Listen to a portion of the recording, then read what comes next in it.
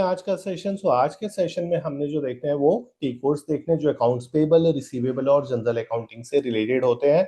50 T codes हैं। First हम AP के कवर करेंगे, देन एआर, फिर आर2आर के। और ये जो टी कोड्स है सारे एसएपी एस4हाना से रिलेटेड है। स्टार्ट करते हैं फर्स्ट टी कोड को जो है बीपी। अगर मैं एसएपी में जाऊं और यहाँ पे टी कोड रन करूं बीपी, बीपी का मतलब होता है business partner.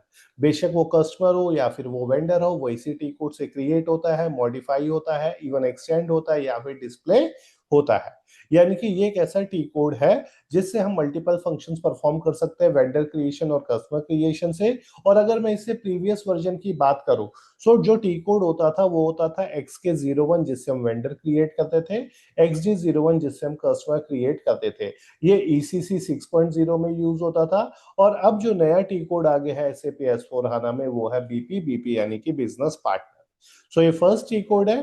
Second T code पे आते हैं एपी से रिलेटेड, तो सेकंड टी कोड है FB60। बीपी से क्या हुआ, बिजनेस पार्टनर यानी कि हम लोग वेंडर क्रिएट करते हैं। यहाँ मैं अपडेट कर देता हूँ, यहाँ से हम वेंडर क्रिएट करते हैं। सेकंड टी कोड है FB60। अगर मैं FB60 पे आता हूँ, इससे हम सर्विस की इनवॉइस प्रोसेस करते हैं। जो इनवॉइस होती है जब भी हम किसी से सामान खरीदते हैं वो दो टाइप की होती है। यानी कि या तो हम मटेरियल ले रहे होते हैं या फिर हम कोई सर्विसेज दे रहे होते हैं। तो ये जो सर्विस का इनवॉइस है वो यहाँ पे प्रोसेस होता है कि कौन वेंडर है, इनवॉइस की डेट क्या है, इनवॉइस का नंबर क्या है, ये सारे इन्फॉर्मेशन यहाँ पे आते हैं। Tax related information, ledger related information सब इसमें आती है। ठीक है, नेक्स्ट टी कोड पे चलते हैं। यानी कि ये जो FB60 है इससे हम सर्विस का इनवॉइस जो है वो प्रोसेस करते हैं।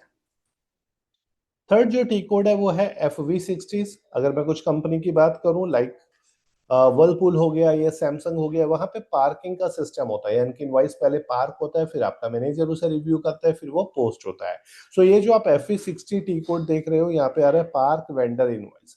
यानी कि जो भी अभी तक आप इनवॉइस पोस्ट करते थे FB60 से, जो मैंने इससे पहले वाला टी कोड आपको बताया था, FB60 से होता क्या था, इसकी वैल्यूज जो है वो रिस्पेक्टिव लेजर में जाती थी, वेंडर वाली वेंडर के अंदर और एक्सपेंस वाली एक्सपेंस के अंदर या फिर जीएसटी वाली जीएसटी के अंदर। लेकिन इस वाले टी कोड में FB60 में इनवॉइस जो है, ये जो वैल्यूज है वो होल्ड हो जाएंगी। कब तक? जब तक मैनेजर रिव्यू करके इस इनवॉइस को पोस्ट ना करे। अब क्वेश्चन आता है कि मैनेजर कौन से टी कोड से जो है इसको रिव्यू करेगा, इनवॉइस को जो हमने पार्क करी है। उसके लिए टी कोड होता है FBV0। यानी कि जो सेकंड इनवॉइस था ये था पार्क सर्विस इनवॉइस। यानी कि इनवॉइस को हम क्या करते थे, पार्क करते थे। और ये जो हमने पार्क किया है इसको जो मैनेजर होता है वो FBV0 से पोस्ट करेगा। यानी कि वो पोस्ट करेगा जो इनवॉइस हमने पार्क करी है, पोस्ट पार्क्ड इनवॉइस। तो अगर आप यहाँ पर जाओगे तो देखो यहाँ पे लिखा हुआ आ रहा है पोस्ट पार्क डॉक्यूमेंट। यहाँ पे वो कंपनी कोड डालेगा, डॉक्यूमेंट नंबर डालेगा, जो भी डॉक्यूमेंट नंबर है, फिजिकल ईयर डालेगा, एंटर करेगा और वो एंट्री जो है वो ओपन हो जाएगी। उसके बाद रिव्यू करके यहाँ से उसे पोस्ट कर देगा। पोस्ट होने के बाद वैल्यू जो है वो रिस्पेक्टिव लेजर में चली जाएगी। अगर हमने वेंडर का लेजर देखना है कि हमने उसे कितनी पेमेंट कर दी, कितनी पेमेंट पेंडिंग है, तो ये सारी इंफॉर्मेशन हम FBL वेनन से देखेंगे, जिसे हम कहते हैं वेंडर लाइन आइटम डिस्प्ले। आपको एक वेंडर की देखनी है, मल्टीपल वेंडर्स की देखनी है, सभी वेंडर की देखनी है, तो वेंडर का लेजर जो है वो यहाँ से चेक कर सकते हो। अगर मैं यहाँ पे चेक करूं, ये मेरा वेंडर का लेजर जिस बच्चे ने क्रिएट किया वो आ रहा है। उसके अकॉर्डिंग 94,400 रुपीज हमने वेंडर को पे करते हैं। ये जो आप देख रहे हो FBL1N, इससे हम जो है वेंडर के ओपन आइटम, यानी कि कितना पैसा देना है, कितना पेमेंट कर चुके हैं और कितना पेंडिंग है, वो सब यहाँ से हम देखते हैं। नेक्स्ट ई कोड है FK10N। FK10N जो यूज होता है, इस पे हम टी कोड पे चलते हैं, ये वेंडर का बैलेंस देखने के लिए, यानी कि उसका क्लोजिंग बैलेंस कितना है। यहाँ पे देखो आ रहा है सेल परचेज आ रही है, डेबिट आ रहा है, क्रेडिट आ रहा है, बैलेंस आ रहा है, सारी इंफॉर्मेशन यहाँ पर हमारे पास आ रही है। यानी कि जो भी हमें इंफॉर्मेशन चाहिए वेंडर के क्लोजिंग बैलेंस से रिलेटेड, ओपनिंग बैलेंस से रिलेटेड, वो FK10N टी कोड से आती है। इससे हमारा वेंडर का अकाउंट बैलेंस जो है वो डिस्प्ले होता है। नेक्स्ट है FBL3N। FBL3N में अगर मैं जाता हूं तो यहाँ पे हम GL, यानी कि जो भी हमारा एक्सपेंस होता है, बेशक वो GRN से रिलेटेड हो, कोई प्रिंटिंग चार्जेस हो, जैसे मैं यहाँ पे जो है कोई लेजर लेता हूं और यहाँ पे मैं ऑल आइटम में जाके डेट ले लेता हूँ 1 सितंबर से लेकर 30 सितंबर 2025, यानी कि जो भी पीएनएल बैलेंस शीट से रिलेटेड हमारा एक्सपेंस होगा या फिर कोई बैलेंस शीट आइटम होंगे, एसेट होगी, वो सब आप इसी लेजर से जो है वो चेक कर सकते हो, जिसे हम FBL 3N कहते हैं, GL line item display. Next है ME23N। अगर हमारे पास कोई मटेरियल का इनवॉइस आता है तो उसके लिए हमें परचेज ऑर्डर चेक करना होता है, जिसके लिए हम ME23N का यूज करते हैं। इससे हम स्टेटस पता करते हैं, कितने का पीओ बना था, कितना डिलीवर्ड हो चुका है, इनवॉइस बुक हुआ है या नहीं हुआ, या कोई हमने एडवांस पेमेंट दी है या नहीं दी। 2 वे मैच और 3 वे मैच भी इसी टी कोड से होता है कि 15 क्वांटिटी है और इतने का पीओ बना है, 50,000 प्राइस का, टैक्स कोड कितना था, सारी इंफॉर्मेशन जो है वो इसके अंदर यहाँ पर आ रही होती है। सो इसे हम कहते हैं डिस्प्ले पीओ, यानी कि परचेज ऑर्डर को जब हमारे पास कोई मटेरियल का इनवॉइस आता है तो इस पीओ को हम चेक करते हैं ME23N से। नेक्स्ट है मायरो। अगर हमारे पास कोई मटेरियल का इनवॉइस आता है तो मटेरियल के इनवॉइस को जो है वो हम MIRO यानी कि मायरो से प्रोसेस करते हैं। जैसे मैंने स्टार्टिंग में बताया, एक कंपनी जो है या तो कोई सर्विस परचेज कर रही होती है या फिर मटेरियल ले रही होती है। सो सर्विस के लिए टी कोड यूज होता है FB60 और मटेरियल के इनवॉइस को प्रोसेस करने के लिए टी कोड यूज होता है मायरो। नेक्स्ट चलते हैं। नेक्स्ट है कि अगर हमें किसी सर्विस के इनवॉइस को, सॉरी मटेरियल के इनवॉइस को अगर हमें पार्क करना है, यानी कि पोस्ट मटेरियल इनवॉइस। अगर हमने किसी मटेरियल के इनवॉइस को पार्क करना है, जैसे हमने सर्विस के इनवॉइस को पार्क किया था, तो उसके लिए यूज होता है MIR7।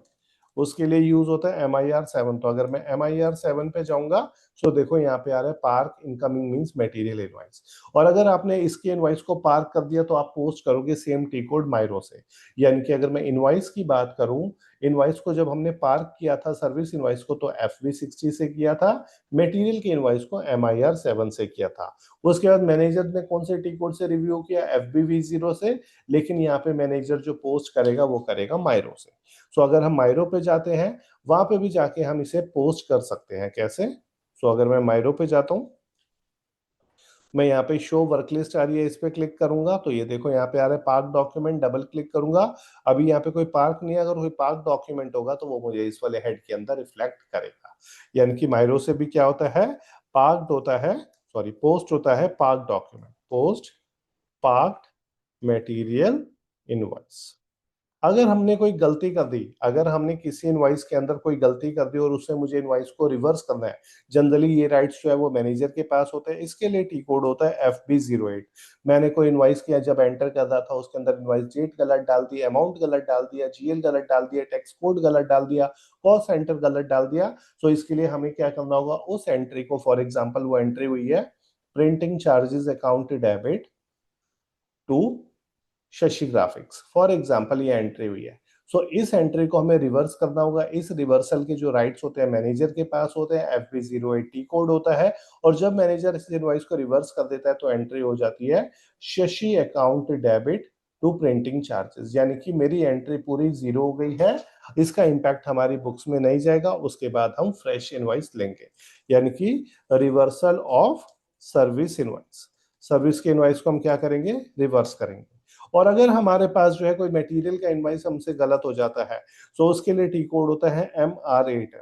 सो हम MR8M टी कोड पे जाएंगे और वहां पे जाके यहाँ पे वो डॉक्यूमेंट नंबर डालेंगे, फाइनेंशियल ईयर डालेंगे, रिवर्सल डालेंगे, और जब हम इसे रिवर्स करेंगे तो अगेन एंट्री जीरो होगी और उसके बाद हमें फ्रेश एंट्री लेनी होगी। नेक्स्ट है FB02। देखो FB02 के अंदर क्या होता है, इसमें अगर मैं किसी डॉक्यूमेंट को, आपने गलत पोस्ट कर दिया, अगर आपने किसी डॉक्यूमेंट को गलत पोस्ट कर दिया तो जैसे अभी मैंने बताया आपको उसे रिवर्स करना होगा। और जब आप उसे रिवर्स करोगे तो उसके लिए टी कोड या तो FB08 होगा या MR8M होगा। लेकिन SAP के अंदर अगर आप किसी भी डॉक्यूमेंट को जो है गलत पोस्ट कर देते हो, कोई भी डॉक्यूमेंट, एक तो वो डिलीट नहीं होता, इंटरव्यू का क्वेश्चन है, कोई भी डॉक्यूमेंट डिलीट नहीं होता, इंटरव्यू का क्वेश्चन है। तो इस केस में या तो एंट्री रिवर्स होगी, लेकिन एसएपी हमें जो है वो तीन चीजों को चेंज करने के राइट्स देता है। वो होते हैं, एक तो रेफरेंस जहां पे हम बिल नंबर डालते हैं, डॉक्यूमेंट हेडर टेक्स्ट जहां पे हम शॉर्ट नरेशन डालते हैं, और तीसरा होता है टेक्स्ट। और ये तीनों चीजें चेंज होती हैं FB02 टी कोड से।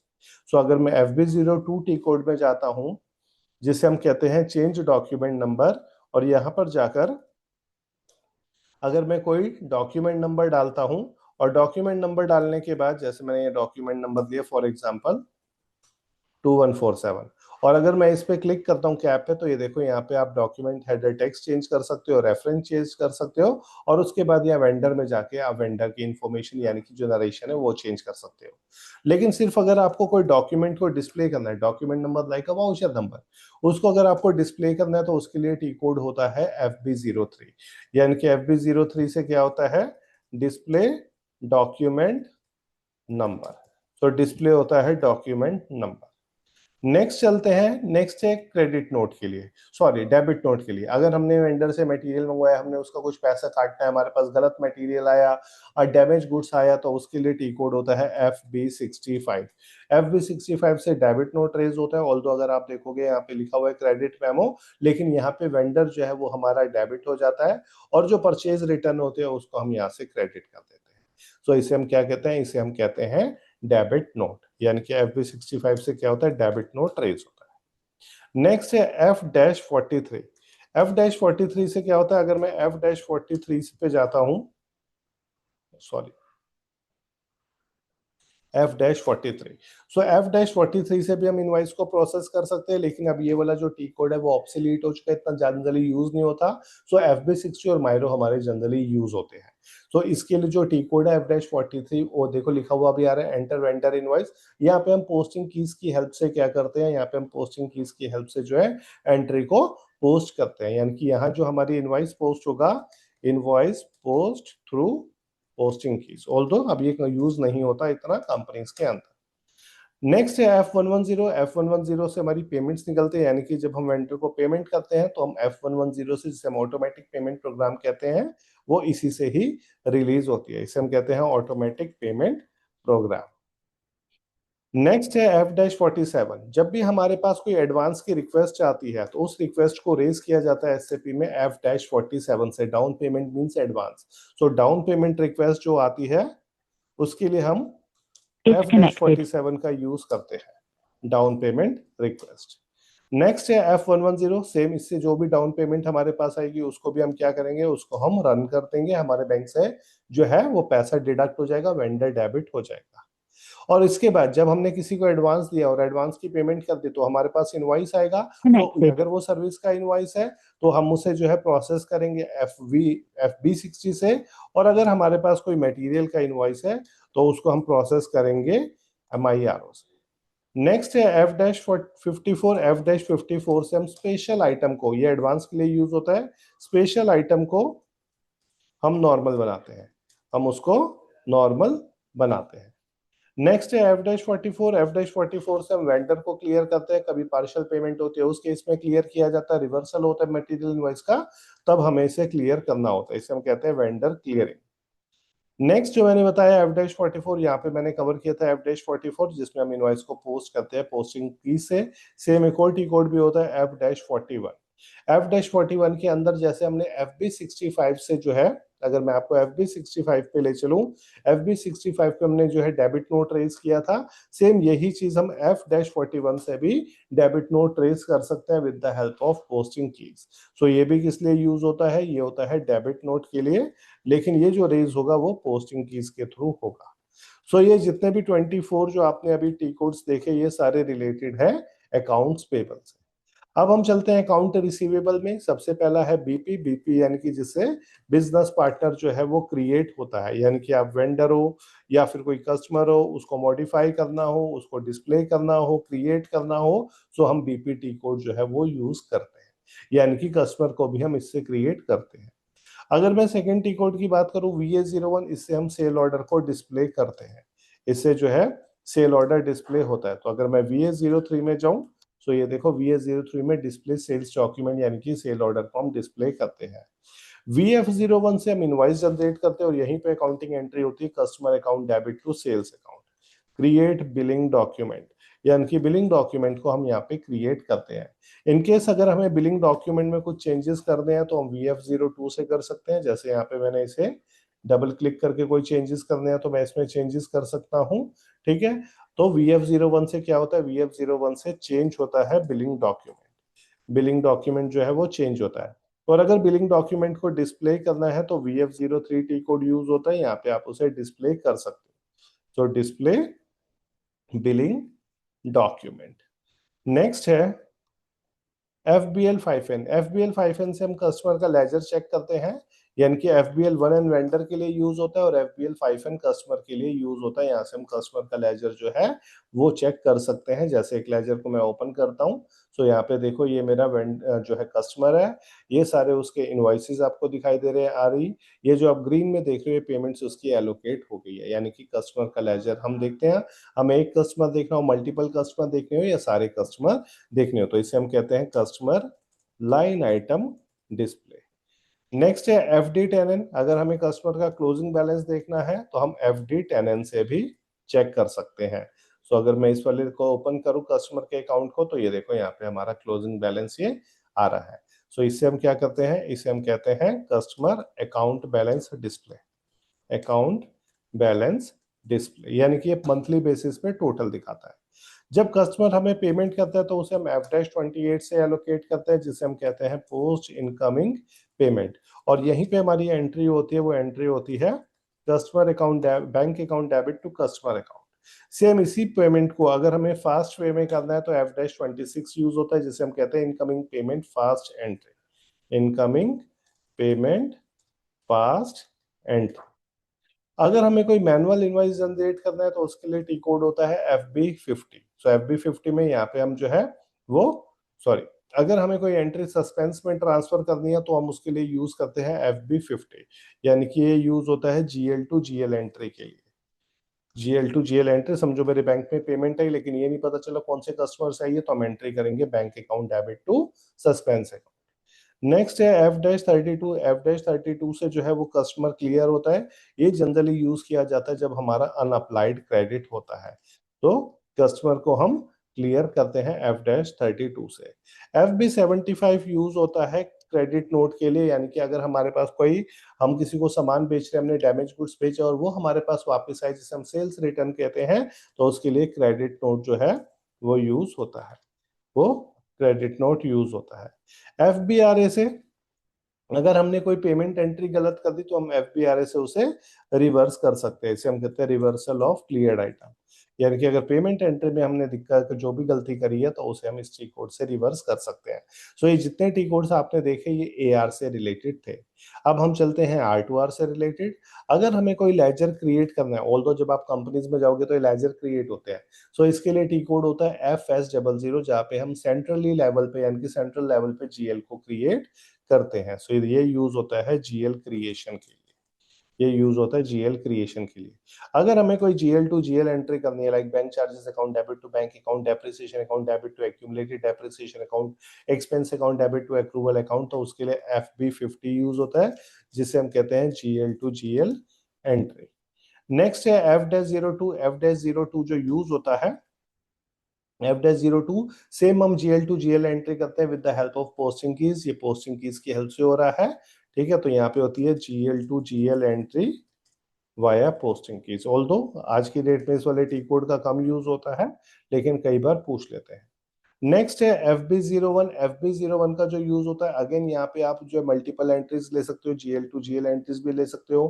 कोई आप जो है KR यानी कि वेंडर की इनवाइस की भी एंट्री ले सकते हो। कोई मैनुअल जो है DR यानी कि मैनुअल इनवाइस भी कस्टमर का जनरेट कर सकते हो। तो मल्टीपर्पज होता है ये, इससे आप GL टू GL एंट्री भी ले सकते हो, कोई कस्टमर वेंडर के इनवाइस को भी प्रोसेस कर सकते हो और साथ साथ कस्टमर के इनवाइस को भी जनरेट कर सकते हो, ऑल्दो इसका यूज नहीं होता।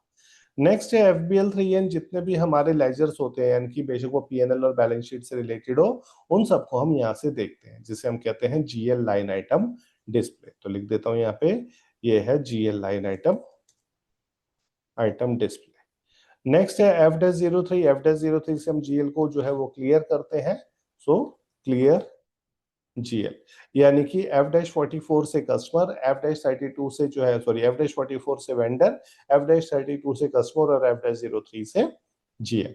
FS10N से हम लेजर का क्लोजिंग बैलेंस देखते हैं, हमें क्रेडिटर का क्लोजिंग बैलेंस देखना हो, प्रीपेड का क्लोजिंग बैलेंस देखना हो, सो ये GL account balance display use होता है, अकाउंट बैलेंस डिस्प्ले, यानी कि क्लोजिंग बैलेंस के लिए यूज होता है। FBR2 जो यूज होता है वो रिकरिंग एंट्रीज के लिए होता है, और ये मैनुअल रिकरिंग एंट्री जो है उससे क्रिएट होती है FBR2 से, तो ये यूज होता है मैनुअल रिकरिंग एंट्रीज के लिए। नेक्स्ट है FBD1। FBD1 से हम ऑटोमेटिक रिकरिंग एंट्री जो है वो डमी एंट्री क्रिएट करते हैं, तो इसे हम कहते हैं एंटर रिकरिंग एंट्री। इससे जो रिकरिंग एंट्री क्रिएट होती है वो ऑटोमेटिक होती है। अगर आपको रिकरिंग एंट्री में कुछ चेंजेस करने हैं तो आप FBD2 से कर सकते हो। FBD2 से जो है वो चेंज होती है रिकरिंग एंट्री, FBD2 से चेंज होती है रिकरिंग एंट्री। और अगर आपको डिस्प्ले करना है तो आप FBD3 से डिस्प्ले कर सकते हैं रिकरिंग एंट्री को। तो ये FBD3 है। F.15 से आप जो आपने रिकरिंग एंट्री करी है उसका स्केड्यूलर चेक कर सकते हो प्रॉपर, तो इसके लिए F-15 यानी कि F.15 यूज होता है रिकरिंग एंट्री के डॉक्यूमेंट को चेक करने के लिए जो आपने FBD1 से क्रिएट किया है, सो उसको आप चेक कर सकते हो। और F.14 से जो है आप रिकरिंग एंट्रीज को इनिशिएट कर सकते हो, क्रिएट कर सकते हो, पोस्ट कर सकते हो। सो क्रिएट और पोस्ट रिकरिंग एंट्रीज। और अगर आपको एक साथ एक से ज्यादा जो है रिकरिंग एंट्रीज एक साथ पोस्ट करनी है 30, 40, 50, तो आपको उसके लिए बैच का रन चलाना पड़ेगा। जो भी आप F.14 से यहाँ पे बैच क्रिएट होगा उसे हम SM37 से जो है, सॉरी SM35 से जो है वो हम क्रिएट करेंगे, SM35। सो SM35 से जैसे सेशंस क्रिएट हुए हैं, बेशक इसके अंदर 10 एंट्री वो क्रिएट होती है। सो इससे होते हैं क्रिएट या और रन सेशंस। फिर है F.01। F.01 से आप जो है वो लेजर्स का क्लोजिंग बैलेंस जो है वो चेक कर सकते हो। जैसे मैंने यहाँ पे चार्ट ऑफ अकाउंट ले लिया, मुझे सभी लेजर्स का जो है वो क्लोजिंग बैलेंस, जैसे अब ट्रायल बैलेंस हम जिसे कहते हैं, सो वो हम ले सकते हैं। अगर मैं इसे रन करके देखता हूँ, अगर ये रन होता है तो आपको आइडिया लग जाएगा। इसमें वर्जन लेते हैं कोई, ये देखो यहाँ पे जब मैंने वर्जन क्रिएट किया, अब यहाँ पे जितने भी हमारे लेजर क्रिएट होते हैं, जो जिसे हम आप ट्रायल बैलेंस भी कहते हो, सारे उसके बैलेंसेस यहाँ पे रिफ्लेक्ट करते हैं। एक तरीके की आपकी फाइनेंशियल स्टेटमेंट के लिए यूज होता है, फाइनेंशियल स्टेटमेंट्स के लिए यूज होता है। सो ये 50 टी कोड है। अगर आपने इनके ऊपर जो है आपको नॉलेज है या इसके ऊपर आपने काम कर लिया, तो आपका कहीं ना कहीं selection as a managerial position पे जा रहे हो, टीम लीडर पे जा रहे हो, असिस्टेंट मैनेजर पे जा रहे हो, या फिर अगर आप एसोसिएट जो है या फिर सीनियर एसोसिएट जा रहे हो, तो ये टी कोड जो है काफी अच्छा रोल प्ले करते हैं आपके इंटरव्यू के लिए। सो ऐसे वीडियोस आप लोगों के साथ शेयर करता रहूंगा। एक बच्चे ने कहा सर परचेज रिक्विजिशन के ऊपर वीडियो बनाओ, नेचुरली बिल्कुल बनाएंगे, नेक्स्ट वीडियो उसी के ऊपर आएगी। तो वीडियो अगर आपको अच्छी लगी है तो आप वीडियो को लाइक कीजिए, चैनल को सब्सक्राइब कीजिए। मिलेंगे नेक्स्ट वीडियो में। Thank you.